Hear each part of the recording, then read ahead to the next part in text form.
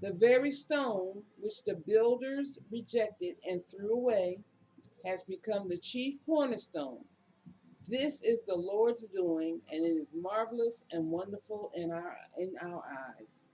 Therefore, I tell you, the kingdom of God will be taken away from you, Yeah. you, you unbelieving Jews, Yeah.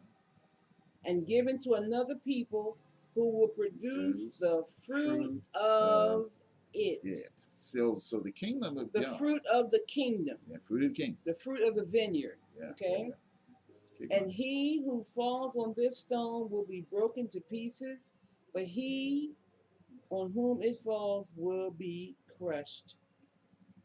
When the chief priests and Pharisees heard this parable, they understood that he was talking about them. Mm-hmm. Mm-hmm. And although they were trying to arrest him, they feared the people because they regarded Jesus as a prophet. Now, can you imagine our Savior being in a place to uh, share both of these parables with this mob that wanted to kill him, and knowing that he was going to have to go through this mob and have this mob kill him? That takes some holy faith to do. And Jesus had it. In other words, all Jesus was saying about the faith life is you can do the impossible if you're submitted to the Lord God. And so this business about having a mountain move and so forth, that's hyperbole. Now, can you look up that word hyperbole? I certainly can. Because we talking hyperbole all the time. And your Savior Jesus talks in hyperbole. He's talking in hyperbole in these verses here because he's demonstrating kingdom life by giving God what he asked for. What God asked Jesus for is obedience to death on a cross. So he was fulfilling all these Old Testament scriptures about himself here, including that scripture that said that these unbelieving Jews were going to be judged for rejecting him. You know, they lost the kingdom of God. They lost that temple. That temple was destroyed in AD 70 because they rejected the Lord Jesus Christ. Now, what does this say about her purpose? Hyperbole. In rhetoric, a figure of speech which expresses much more or less than the truth, or which represents things much greater or less, better or worse than they really are.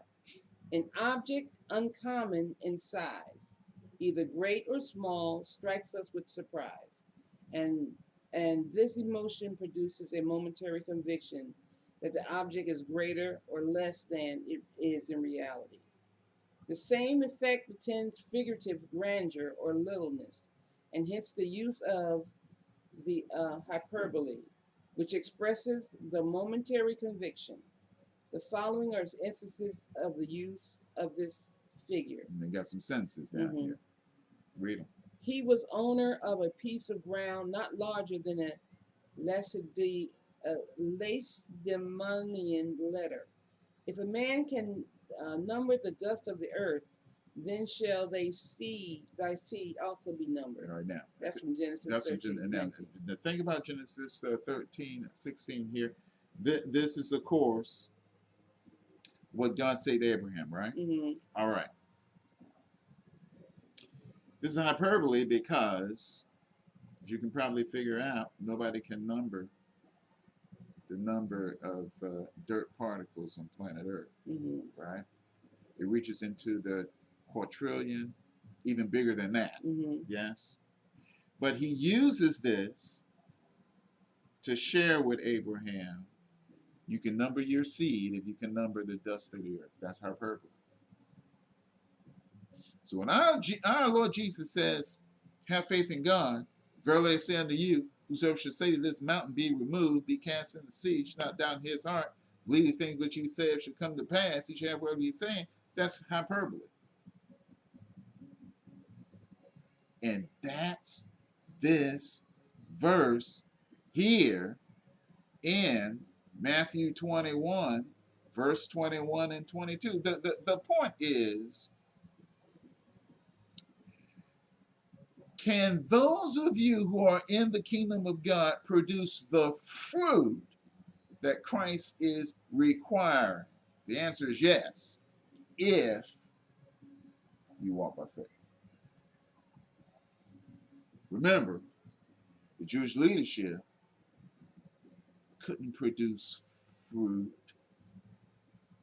because they did not submit their lives to the King Jesus, did they?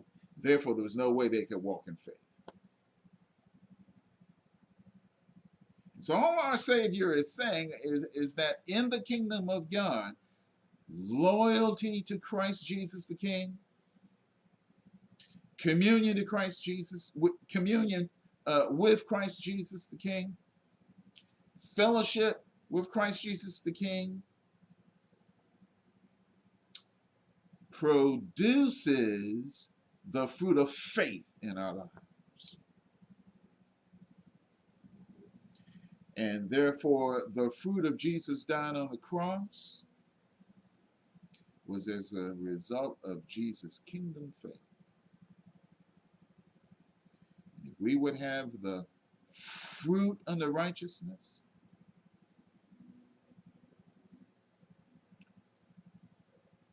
we must submit our lives to King Jesus.